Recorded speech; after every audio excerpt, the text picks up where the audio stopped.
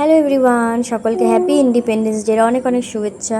জানি অনেকটা দেরি হয়ে গেছে, তো আজ হলো তোমাদের সাথে শেয়ার করব ইন্ডিপেন্ডেন্স ডের ব্লগ। তো সকাল সকাল বাবা ছেলে রেডি হয়ে দেখো চলে যাচ্ছে প্রভাতের কাজের জায়গাতে। ওখানে পতাকা উত্তোলন হবে আর মিটিং বা কোনো কিছু আছে, তো সেই জন্য আমার ছেলেকেও নিয়ে যাচ্ছে আজকে। তো ও তো যাওয়ার জন্য খুবই এক্সাইটেড। রেডি হয়ে দেখো সকাল সকাল এখন মোটামুটি 7:30টার মতো বাজে, ওরা বেরিয়ে পড়লো। আর আজ দেখো সকাল থেকে কিন্তু বেশ অনেকটা রোদ আর অনেকটাই গরম ছিল।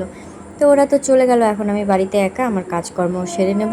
আর এই দেখো আজকে এই গাছে কত সুন্দর ফুল ফুটেছে।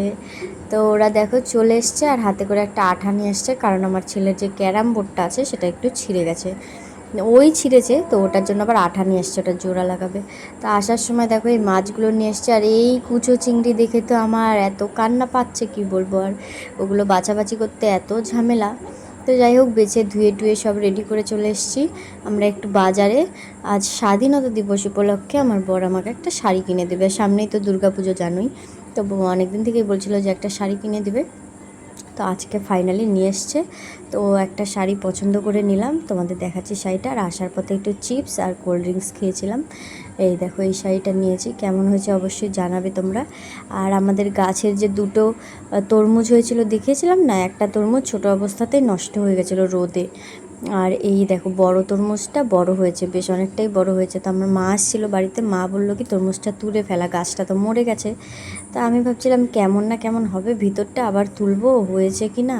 তো মা বলছে তুল, যেইটুকু হয়েছে কী হয়েছে না হয়েছে এটা দেখা যাবে, গাছটা মরে যাচ্ছে তো এটাও নষ্ট হয়ে যাবে, আর হবে না, এটা যা হওয়ার হয়ে গেছে।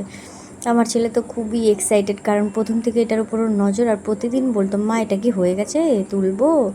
আর দেখো আমি ভাবতেই পারিনি যে এত সুন্দর ভিতরটা লাল হবে, আর এত মিষ্টি ছিল তরমুজটা ভিতরটাতেও। আর ভাগ্যিস আজকে তুলে নিয়েছিলাম, দেখো সাইড থেকে একটু একটু শুকিয়েও মানে নষ্ট নষ্ট মতো হয়ে যাচ্ছিলো। তো এই তরমুজটা আমরা সবাই মিলে ভাগ করে খেলাম। আর মা আবার বাড়ি থেকে বাতাবি লেবু নিয়ে এসেছিলো মাদের গাছের। তো গাছ থেকে অনেকে না নিয়ে নিয়ে চলে যাচ্ছিলো, রাস্তার সাইডে তো গাছটা, এই জন্য নিয়ে চলে যায়। তো অনেকে আবার চায়েও নিয়ে যায়। তো মা আবার আমাদের জন্য নিয়ে আসছে একটা বড় দেখে পাকা। তো এখন আমরা এগুলোই খাবো। আর আমার ছেলের তো ওয়াটারমেলন খুবই ফেভারিট, তার মধ্যে আবার নিজের গাছ লাগানো, মানে ওই লাগিয়েছিল এই গাছটা। তা আরও খুশির চোটে আনন্দের চোটে খাচ্ছে। তো এদিকে দেখো বাতাবি লেবু মাখা করেছিলাম, ওটাই খাচ্ছিলাম। আর আমার ছেলে গাড়ি লোড করছিল নোংরাগুলো বাইরে ফেলাবে দেখে। তো তারপরে দুপুরে খাওয়া দাওয়া করে রেস্ট নিয়েছি। প্রভাত আবার গিয়েছিল বিকেলের দিকে একটু কাজে। আর আমরা এখন খাবো হলো একটু পপকর্ন, আমার ছেলে নিয়ে এসেছিলো এটা, বলছে মা আজকে এটা বানাও খাবো।